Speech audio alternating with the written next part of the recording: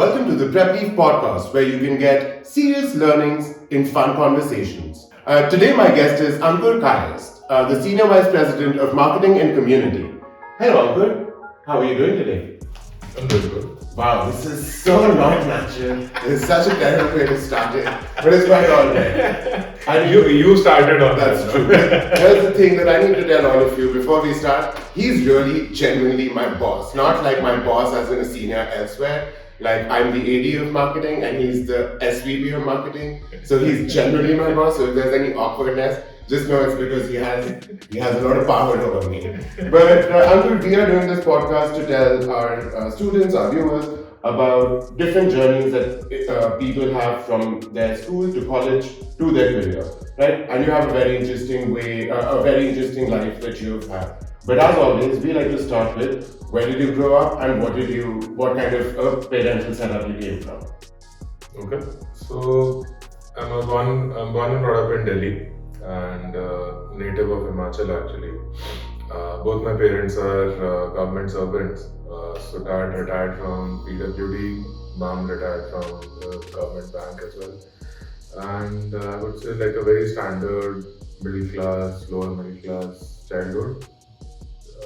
Very clueless in terms of what we wanted to do in life or what the options were, and that is part of the reason that my life has probably been interesting. So last time we had Rajat on, who came from a family of doctors and was not pressured into going into being a doctor, but actually decided personally to go into engineering. Did you decide to go into engineering, or was it one of the same stories that every middle class family has, that after class 10th you take science and after science you take engineering, it doesn't matter what kind of engineering, and after engineering you get a job with Capgemini or something. But is that what the expectation setting was from your family? No.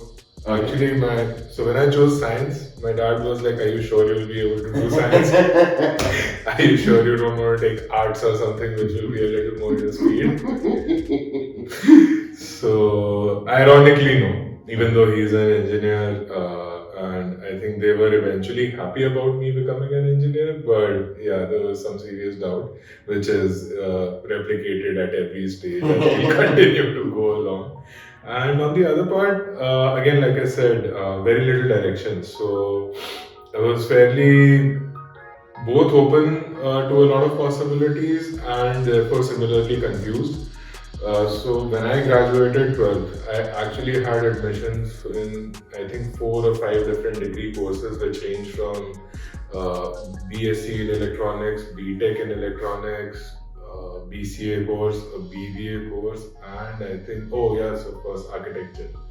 So I just went out and applied for all sorts of things because I was absolutely not sure about it. I like that the choice of courses that you have, they're not just like degree courses, but they're actually like professional degree courses. Mm-hmm. Like that you didn't go, I also got admission into Hindu philosophy or something, which is something that everybody in Delhi applies to Delhi University. Like almost as a rule, everybody in Delhi just applies to Delhi University, even if they have no intention of going there. But that was the BSc electronics. Oh, okay. That was the BSc electronics, but that is still a professional course. That's not an arts-based course, right? So, why the interest in this? Because it is a varied kind of interest that you have, and a lot of people watching us, they are either just coming out of school or just like getting into college or in their first few years of college. And I think this kind of doubt of the life that could have been exists in a lot of people. So why did you have those choices, and why did you pick the choice that you did? Yeah, that's the thing. So it was a lot of exploration. Like I was saying, it was a lot of exploration. Back in 2002 when I graduated from school, computers were becoming a big thing. IT was the buzzword. So therefore a little bit around this BCA and engineering kind of thing, there was some interest. I used to like tinkering with electronics. I would take things apart as a kid, put them back together, and therefore I also became the handyman around the house.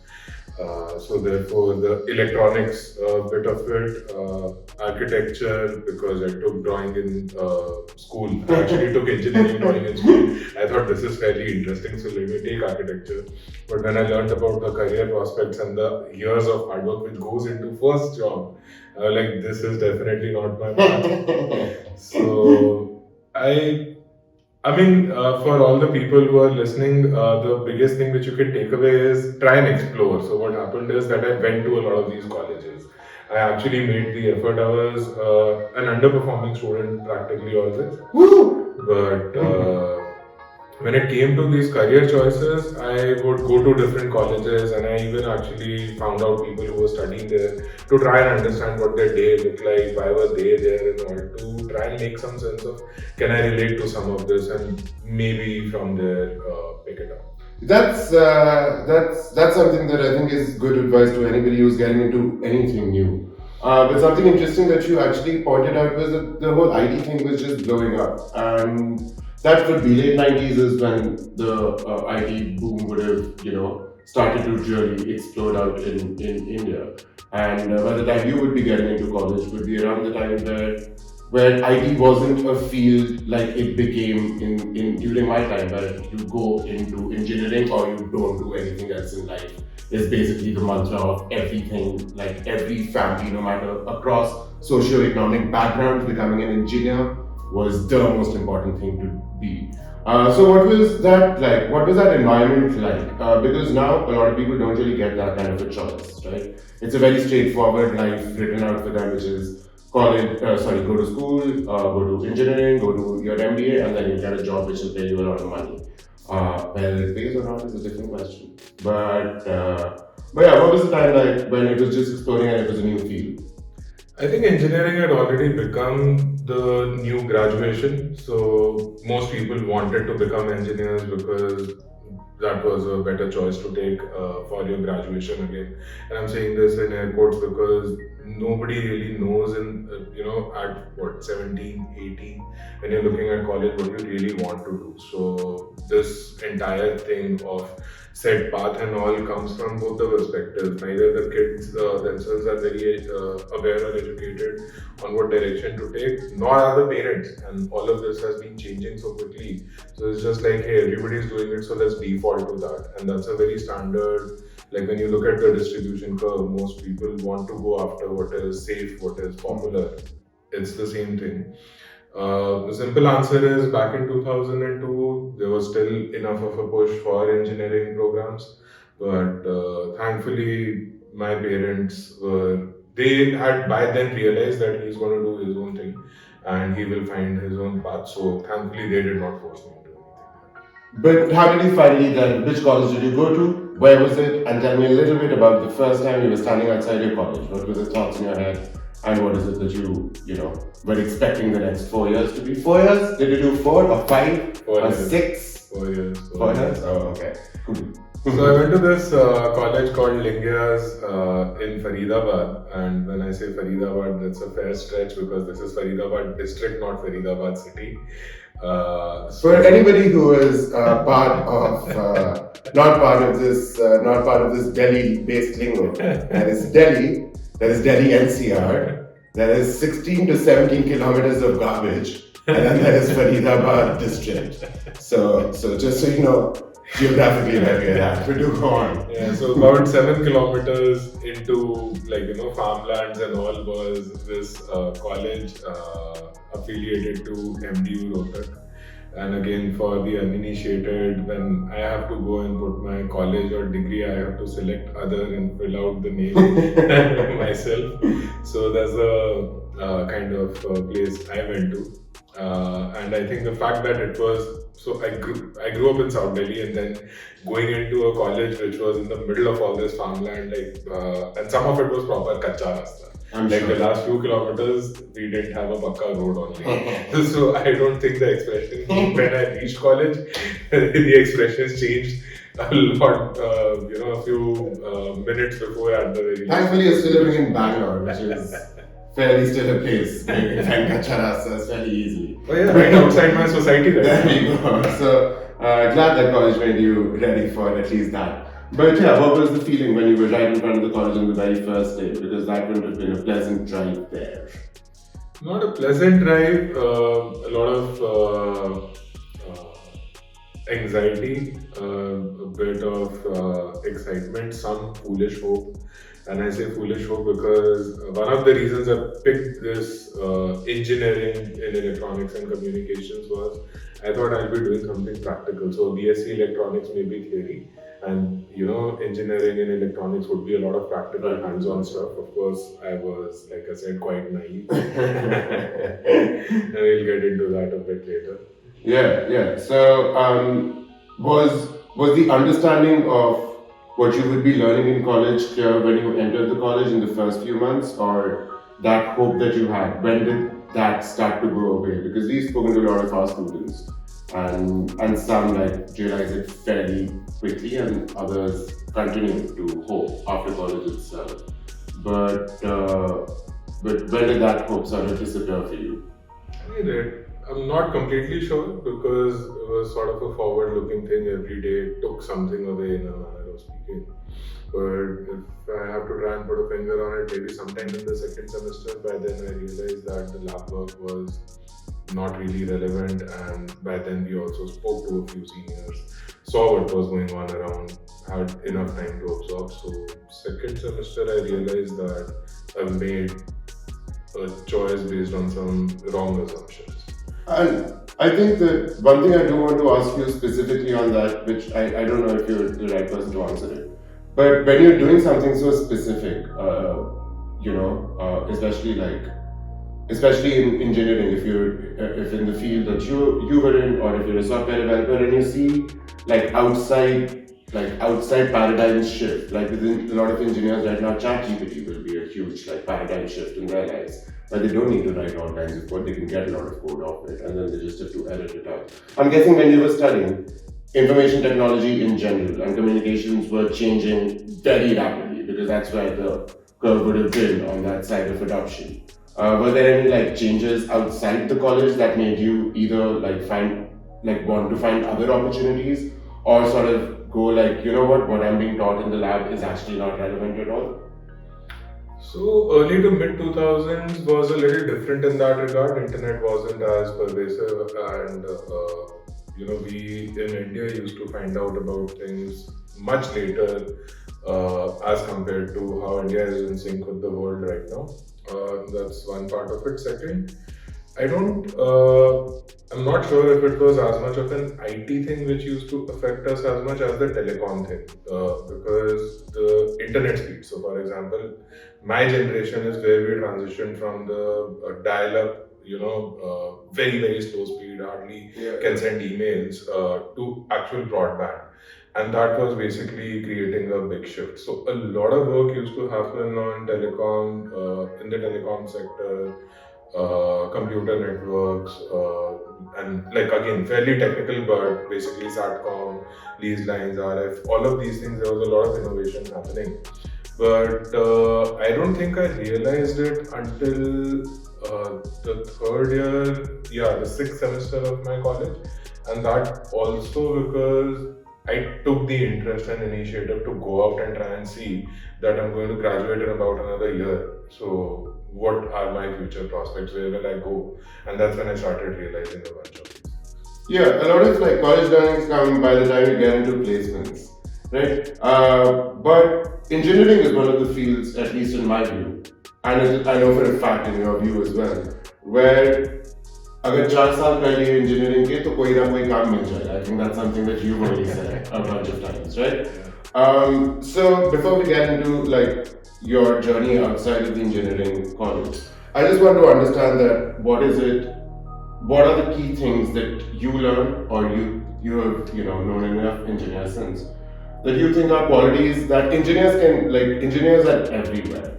As a graduate of English literature, I can't just I can't even become a tester at an Infosys. But what is it that engineers learn that they're able to sort of get into business development, marketing, product development? They can do anything. Yeah, it's an interesting piece because I don't think I learned something specific in terms of skills that would have helped me whether in a technical job or a non-technical job. But the engineering curriculum, even though it is dated, it is actually fairly comprehensive. So we did 3 semesters of maths, 2 semesters of physics, 2 semesters of chemistry. Now this is fundamental stuff after school, right? So you're going deep into these subjects. But then we also did English, we also did workshop technologies where we actually worked in a workshop on lathe machines, on forging, on a bunch of different things with our own hands. So that exposure is there. We did, I remember doing 2 semesters of business management, economics. So a part of it is about the curriculum itself. Then the other thing is the sheer intensity of the curriculum, and even if it is rote learning, the amount of learning that you have to go through.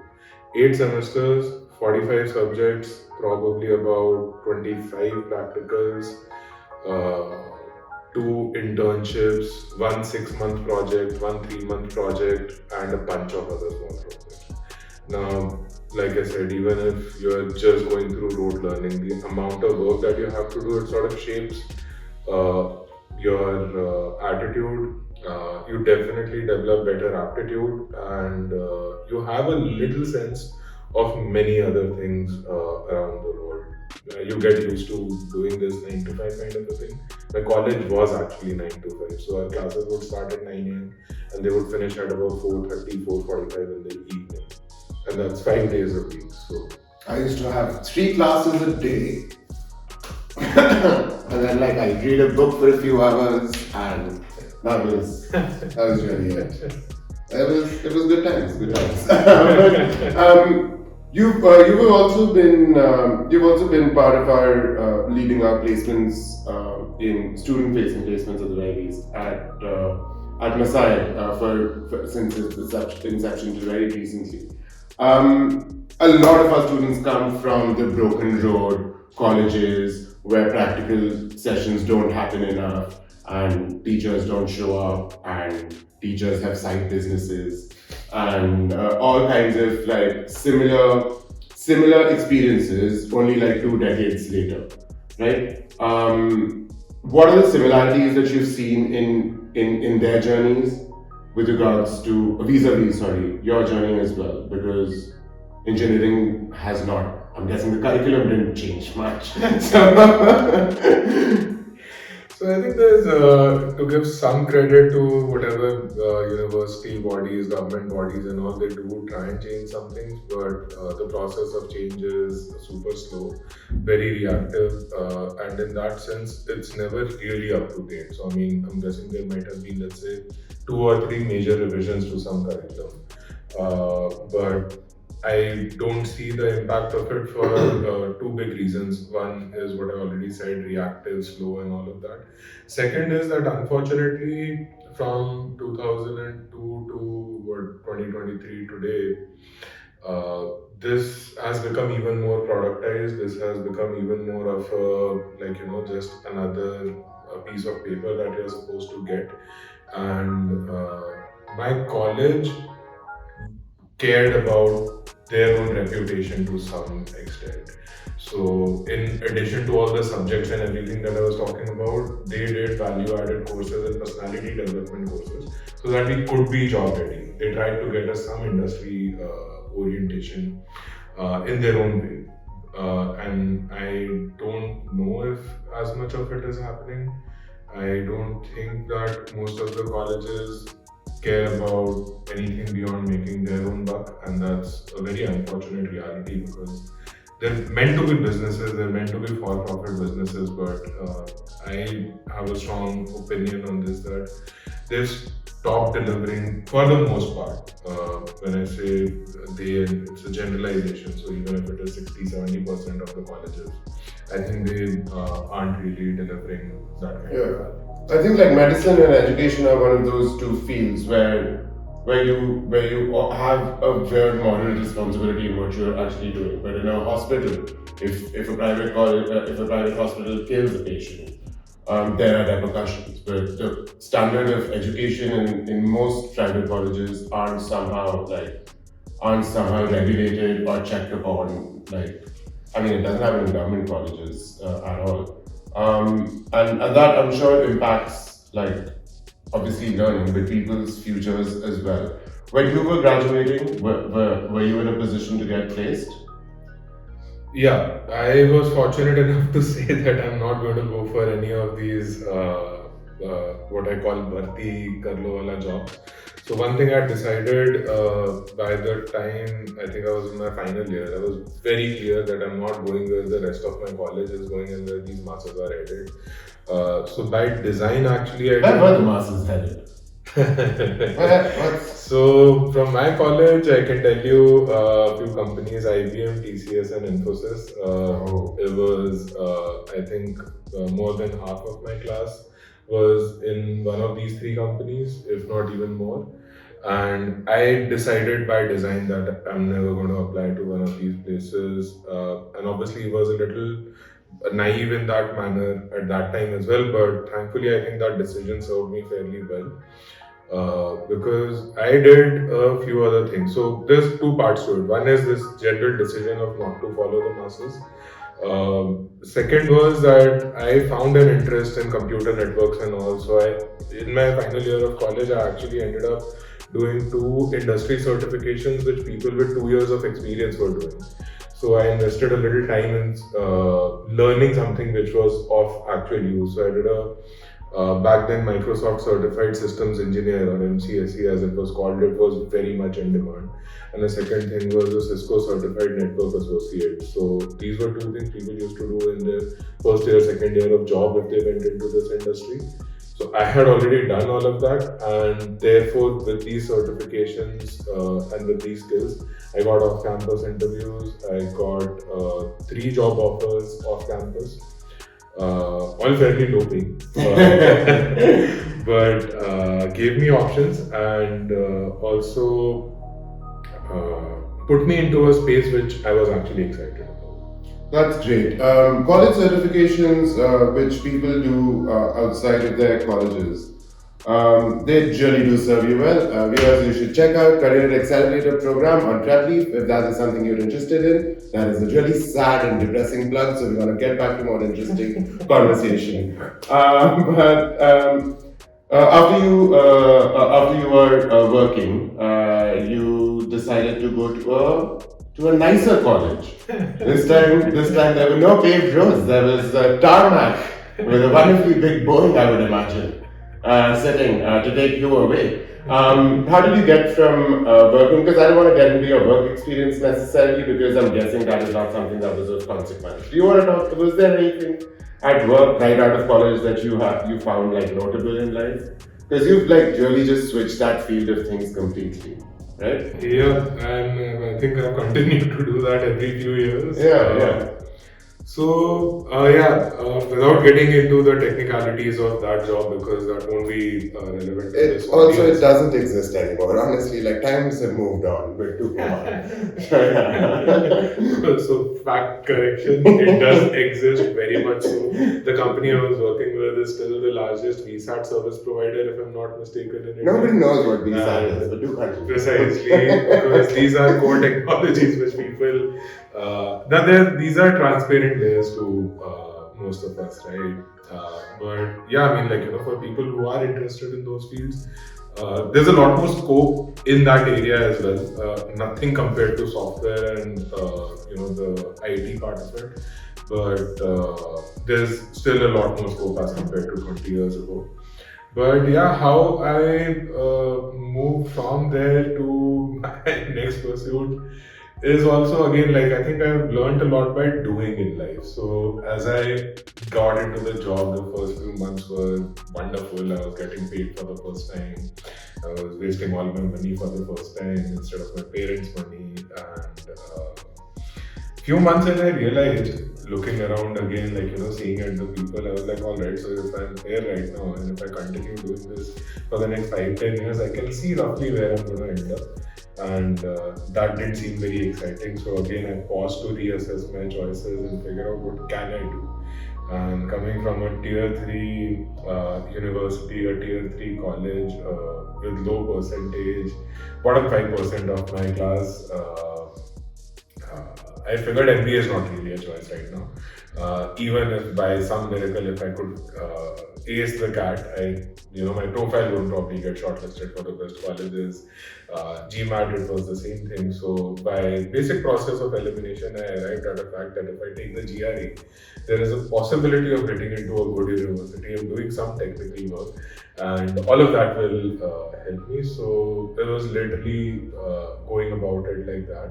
And the other thing which I figured was that I've never paid attention to education. Now I'm seeing in the industry that some people coming in from these IITs and good colleges, they for some reason are getting a lot more value. Their importance in the job market is very different. And again, back then there were only I think some 5-6 IITs, so it was even more skewed in their favor. Yeah.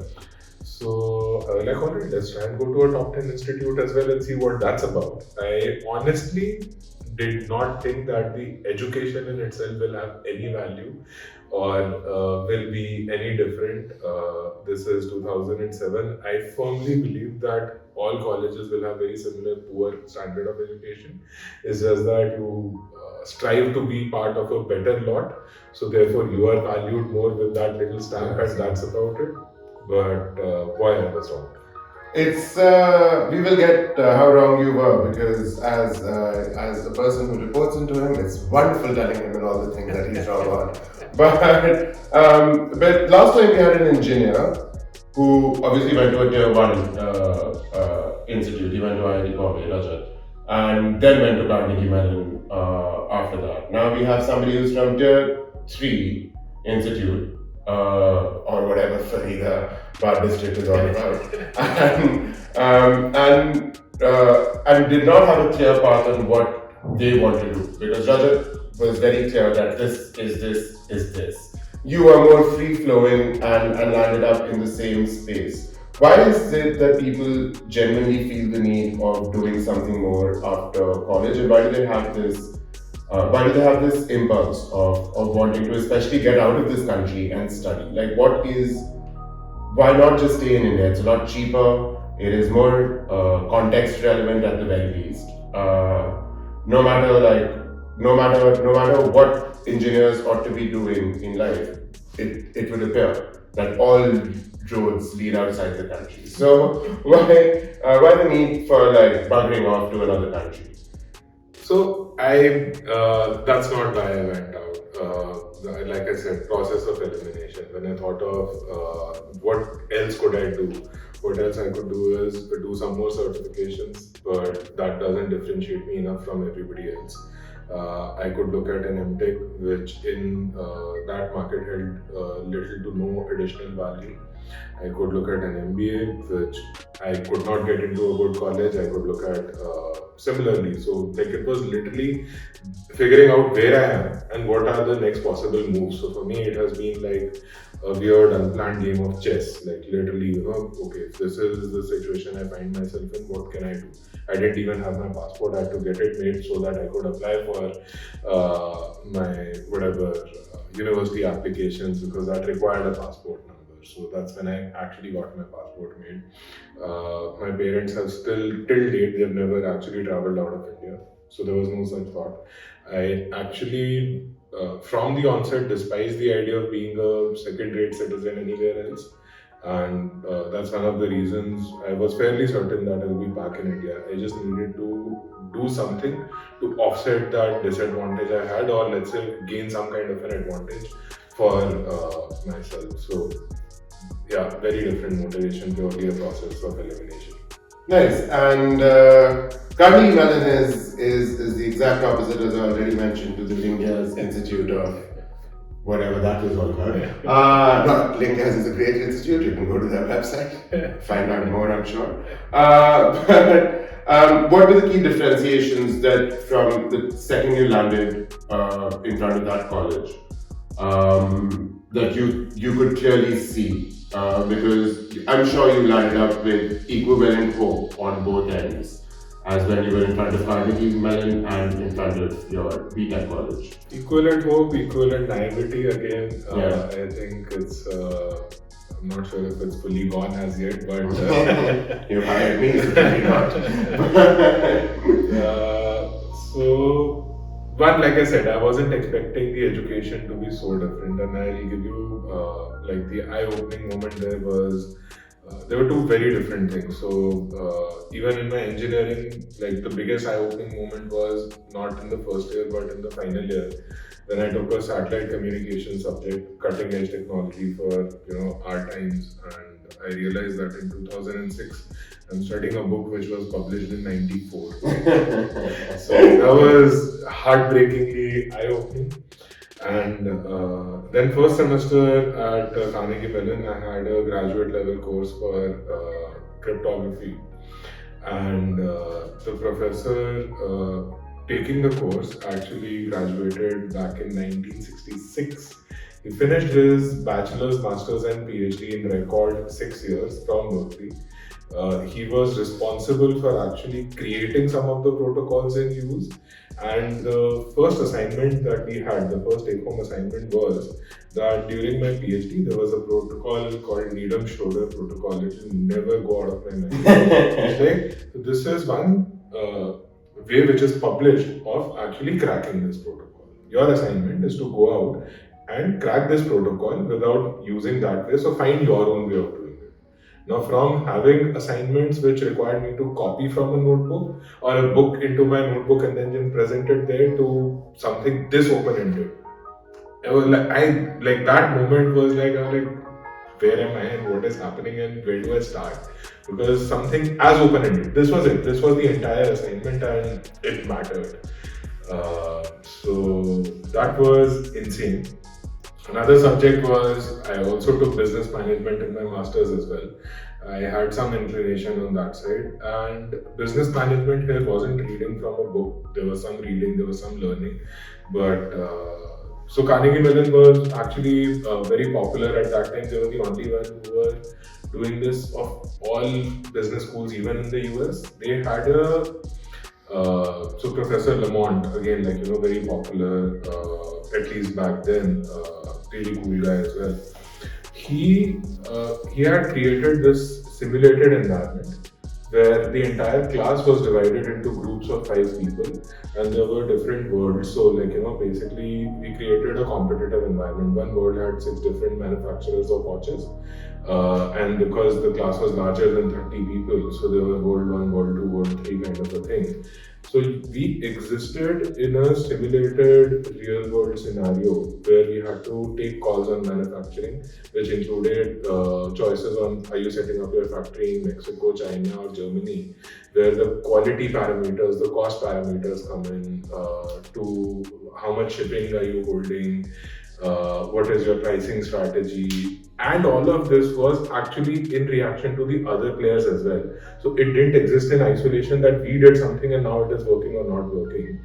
So let's say you and I are in different teams there and we priced our product at 100 and you went for 90. It will actually impact our business like a real world thing. And that semester long class just sort of gave me context which is relevant till date.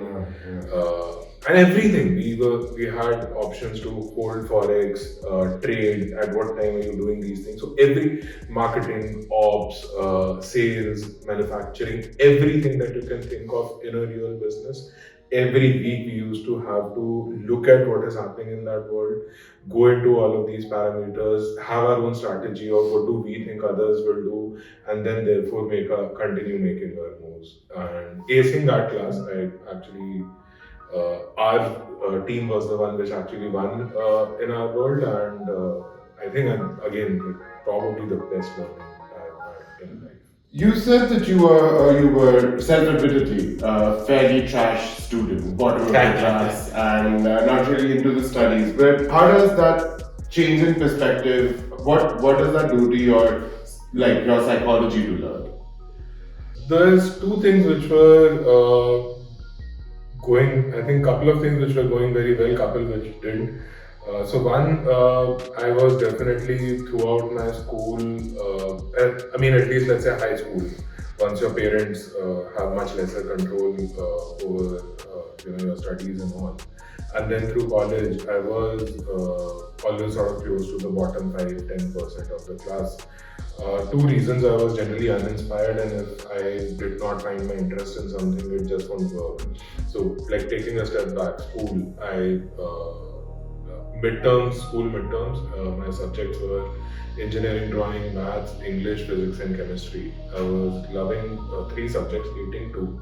So my scores were 49 out of 15 maths, 47 out of 15 English, 47 out of 15 drawing, 13 out of 15 physics, 11 out of 15 chemistry. And the principal was equally perplexed, like, we see some kind of patterns. We don't understand what is this. How does this work? It's not that this is an easy subject. It's not that.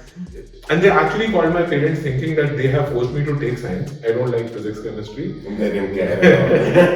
And my dad is telling the principal, we told him you want to take commerce, you take commerce. Leave us out of this. So that's like, sort of evidence all throughout my life.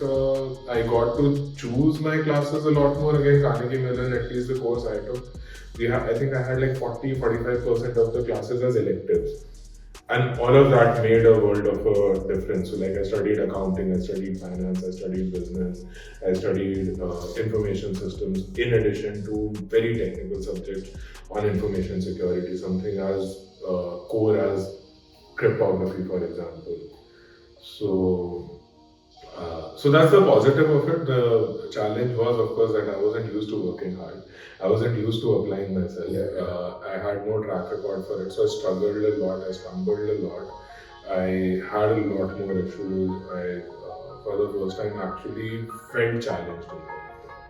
And for the first time, I realized what stress is in life, because up until then I was just sort of coasting through everything. Which sucks, because like if you really think about it, like isn't that the point of college to actually do that for you, to give you those simulations of being? We are stressed now, you know what I mean? We get stressed now.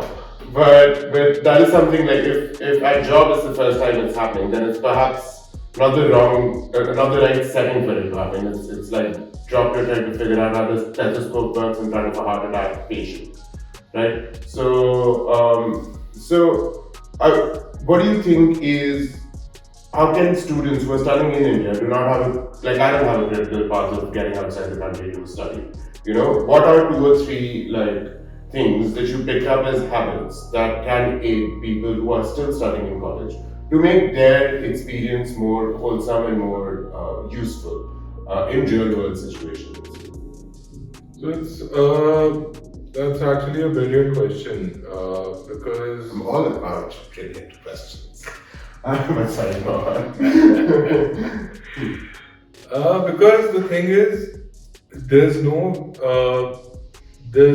easy how-to which can be given to somebody on this, right? There are 2 qualities, I think, which will impact anybody who really cares about, let's say, their career, or they've gotten to that stage where they need to care about their career. For whatever reason, you are in a stage where you care about your career. 2 things. One, explore. A lot of exploration. And that's a fundamental quality irrespective of what education background, what discipline, what career path you want to take. Second, life is a participation sport. We like being spectators, and especially in our Indian culture, we have a lot of, we have this weird behavior almost en masse, where people like to sit on the sidelines and comment on some other person who's doing something, trying something. If one can figure out these 2 things, because by itself, now what happens is, let's say, we don't have a lot of woodworking in India, right? And I'm sure if I were to ask you or other people living in Bangalore, of places where you can go learn woodworking in Bangalore, chances are you won't know about it, but there are actually a couple of very good setups here where you can do that. Now, if you were somebody who likes to work with heavy hardware, machinery like that, you like the idea of building something like that. look for it, explore. There are so many things which are happening even in India now. It is phenomenal. And the reason I've taken this example, which is very left of center, very unexpected, is because it's easier to take these examples in the world of maybe software development, which is much more simpler. What do you need? You need access to a computer, and I'm saying access to a computer purposely. You don't have a computer, doesn't matter. Go to a cyber cafe in your neighborhood, go to neighbor's place who has a computer, ask them if you can get onto their computer for a little while and start tinkering about. It's not very complicated. Go onto YouTube, search introduction to anything. You don't know how to use a computer, ask your neighbor, whoever owns a computer, how do I operate this damn thing? And you'll get started because this curiosity and the desire to explore things will give you a sense of what are you enjoying, not enjoying, what do you like doing. And I think that's extremely important because if I think, like, again, my values tell me that an individual career typically will be somewhere around 30 to 50 years potentially, right? Barring early retirements and all, and also or early finance. But good to go. But also from the perspective of when you think of a career which is a little more inspired, a little more fulfilling, a little more happy, you're not thinking of it as work which needs to be done so that an earning can be made and you can sort of live your life. Then it becomes a thing of what is fulfilling work, and it can be different things at different times.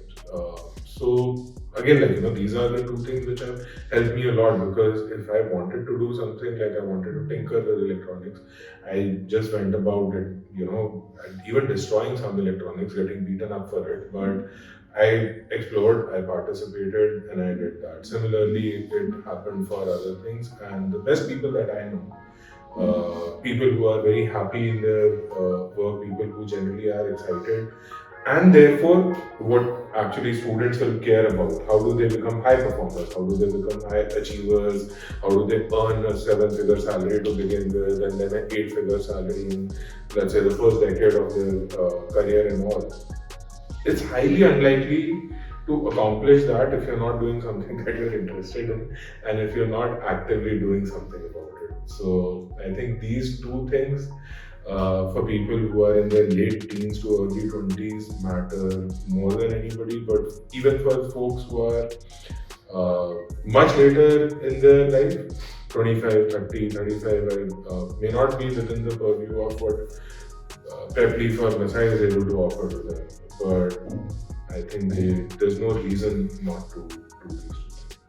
That's interesting, because anything that you do, no matter what industry you're in, it's a constantly changing dynamic situation. So at no age can you actually stop doing the exploration part of things, because you never know what new skills are the ones that you're better. You might know something till now, but tomorrow might learn something that you're better at. So till the time you never find out that progression, you need to keep looking.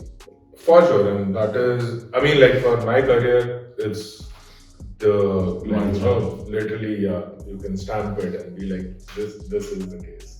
But tell me, at Carnegie Mellon, there were a lot of white people, I would imagine.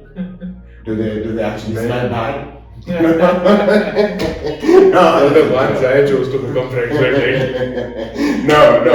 What I do want to know is, sorry, white people, so much trouble you have in life. But I do want to know from you, college experiences are one thing. What about like peer learning? Because we see all these like frat house movies and things like that. Is college like that? Anything actually like that? Or is it very similar to what we see in India? Again, for a master's student, it's not very much like that. It's much sadder in that way. So, almost as the rule, US universities don't allow master's students to live on campus. You have to find your own accommodation and all. That's meant for what they call undergrad courses, which are your whatever bachelor's degrees, right? And the other thing is, you're on a budget. You're on a very tight budget, and I think just to give you perspective, about 60% of my monthly budget was rent because we had to do that and we wanted to live close to the university. And what did the budget allow for going out to eat twice in a month? And yeah, that's about it. Because other than that, cooking at home, trying to be frugal and all, because your tuition is in tens of thousands of dollars. The income parity is so far and so poor that here's a fun fact back there. My parents' monthly expense to live in India now in 2023 is less than my monthly budget in 2008 living as a bachelor. Oh shit. Okay. So that's how much of a difference it is. And I was in Pittsburgh, which is a relatively smaller, very well-known city because it's an old city, but it's a much smaller city compared to, let's say, New York or any place in California practically.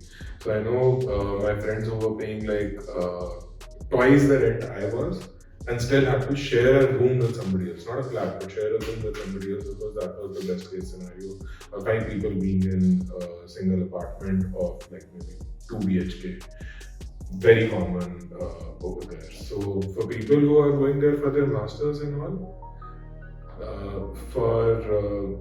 from the Indian subcontinent or the Asian countries in general, I don't think there are as many opportunities for rough housing or having fun the way we see. So, you mentioned something that you were paying a lot of tuition fee and things like that.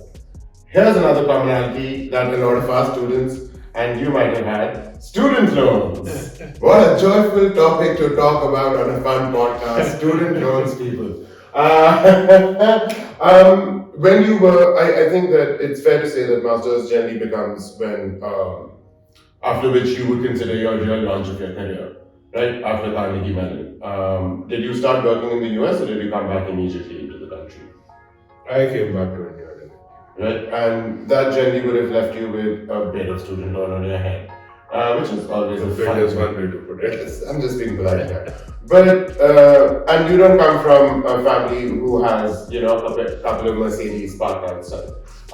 So I would have been great, but sadly, not the case. A lot of students who are studying with Prepleaf, with Masai, they come from backgrounds where their student loans are really like out of hand. What kind of impact does that have when you're just starting off? Is it more motivating? Is it almost like desperate? And how do you deal with it? I'm hoping that your student loan is paid off, because otherwise it's a very touchy topic. I can't but yeah. Thankfully it is now. No Mercedes. That time my dad still used to drive a Maruti 800 only. Which is a classic car. I'm not glad it's a proud and a noble car. Yeah. Of course that, I mean like that's the thing. For our family to move from the two-wheelers to get a car was that step up. And I'm just saying this for context because sometimes, when people may see me now or they talk to me now, they won't realize the kind of background I come from. And for most of the you and me, both. So it's hard to relate, like completely off topic. But so many times people ask me how am I so fluent with my English. I can't talk to my parents in English even till date.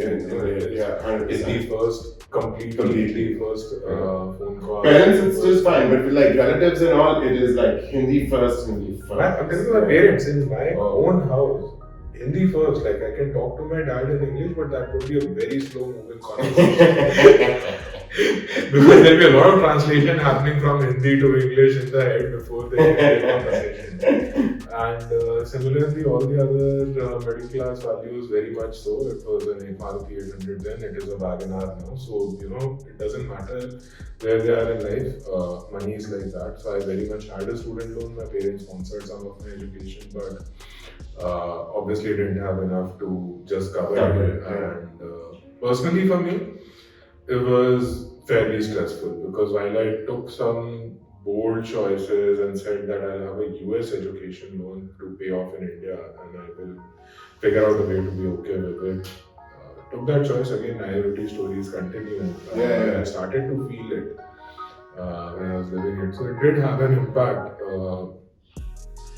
But I think different people are wired differently. I don't get motivated by loans, some people do.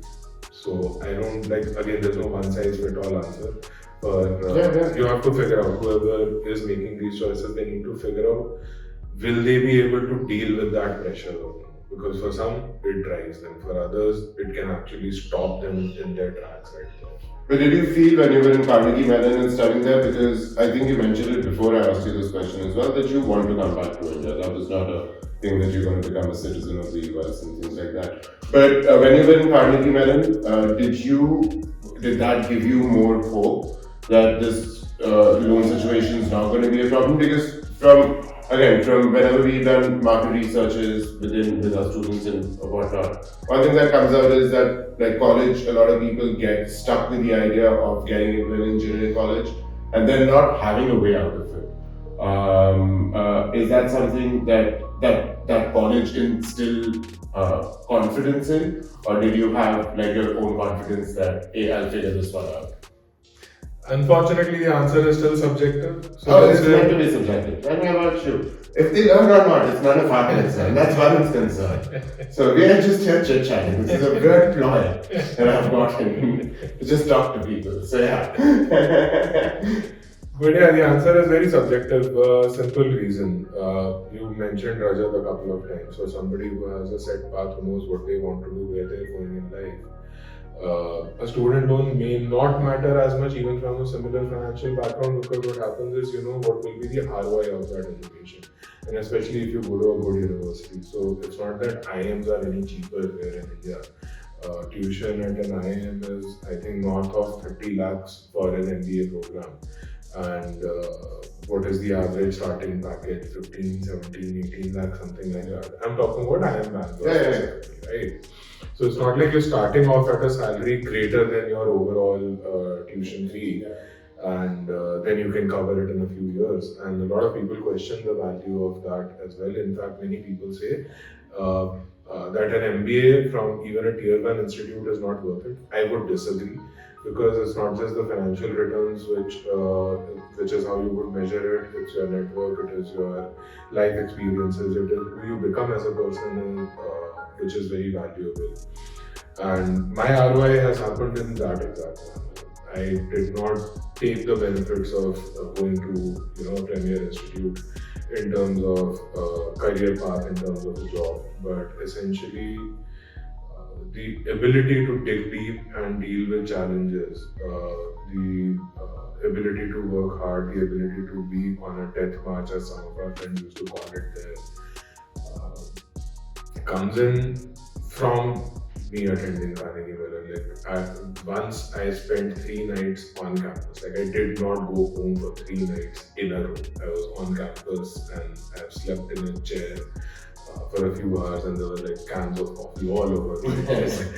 So that's a very unidimensional example, but my point is I hadn't done that before, and over there I put myself in a position where if I didn't do that, I wouldn't have survived that semester, and if I didn't survive that semester, then the consequences were very huge.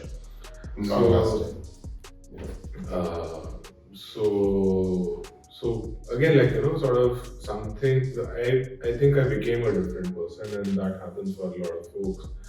So that's the point, the answer is so subjective. Looking back, would I change this?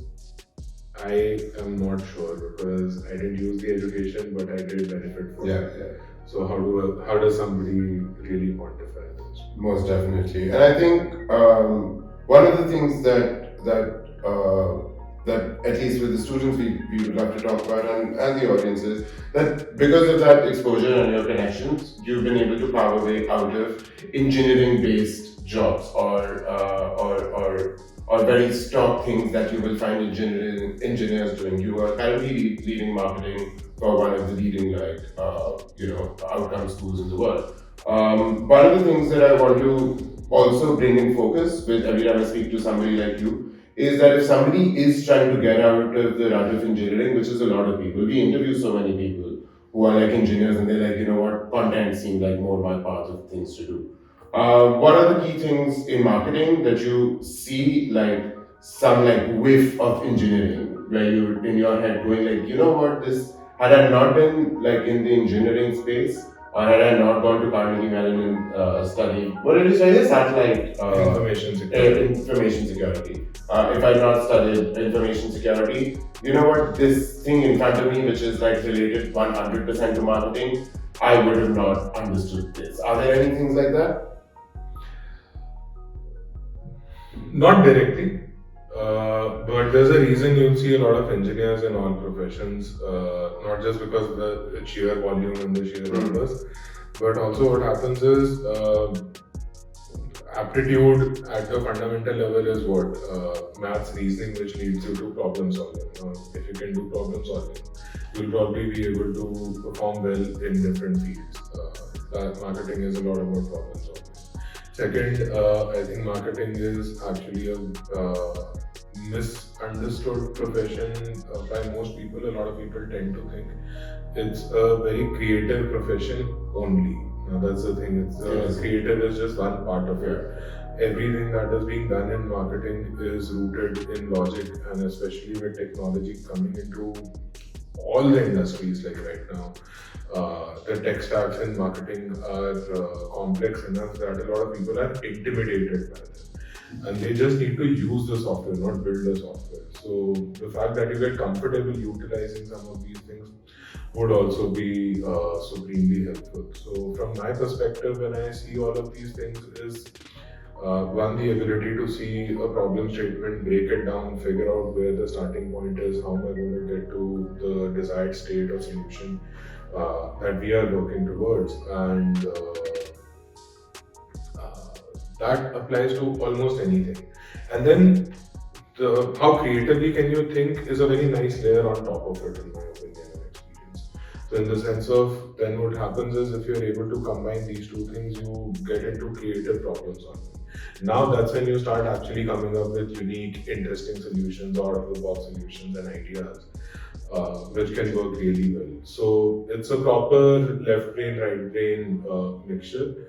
But I will also take a step back and say this would apply for almost any profession if you aspire to be at the top of your field or close to the top of your field. In the sense of, let's say software development, now it's considered to be a fairly logical space, right? That's where you need to come from. But when you're building software, you're actually creating something. And again, like, if you look at basic English, creative, creating, creator, all of these have the same root. So software developers are creators of today. Absolutely. The question is, how creative are you in creating something? Are you going to be able to further the engineering best practices, bring in better product thinking, algorithmic thinking, and so on and so forth? So over here also this will come in. And similarly, you can apply this to anything, any work that you're doing, which is not about learning one thing or a set of things which need to be repeated day in and day out. So it will be true for doctors and surgeons who are continuously pushing the envelope and figuring out new procedures. It will be true of architects who are figuring out sustainable development, and so on and so forth, things like that, and basically any and every field. So the people make a big mistake. Like, they like to think that whoever they are, whatever little they know right now, is who they can be in life, and that's generally fairly inaccurate. And that's why I'll go back to that, like, your exploration and participation, because what happens is when you're exploring, you discover something new, and when you're participating, then you actually start realizing things at a very different level. A decade back, there is a reason I'm saying it like that. A decade back, if somebody would have said, Ankur, you can be a creative professional, I would have laughed in their face and been like, no, I'm not creative at all. That's the belief I have. And now I think that I'm fairly good at creative problem solving. not in a core creative field. There are, and obviously there will be some which require a lot more of the creative side, some require a lot more of the logical side. But that's the point. I think in the best of the people, the professionals in any field, these qualities come out very useful. Before we move on to the fun part of the evening, because you made it all like serious and stuff, man, Jesus. But one serious question that I do want to ask you is that you've now been working with Masai for over 3 years. One of our really important parts is that we are a response of sorts to the current education system of India. People who are in that education system, what are the few things I want you to give them? Two pitfalls that they should avoid that you have seen with our students. Two like fairly common themes that you've seen with students who have come to Masai. What are those like two things that you would want students who are currently studying within the education structure of India? What are those two things that they should not fall for? Looking for some kind of magical solutions, or looking for a course or a degree or a certificate or something that can be a placeholder, anything which is going to solve all their career problems. I don't think that's going to be magically anything. Masai, Prepleaf, we do a reasonably good job because we try and keep looking at the industry and then what works and not. But if you don't bring in, if as a student you don't bring in your own interest and you're not in the right place, how will this work for you? Yes. So, that is one thing. So looking for, and people look at it different ways. Some call it the secret sauce, the silver bullet, the tala ka chabi, whatever you want to call it. There is nothing like that. That's one very big one. Second is try and figure out what are the current in-demand jobs and skills, and second, which ones seem exciting to you.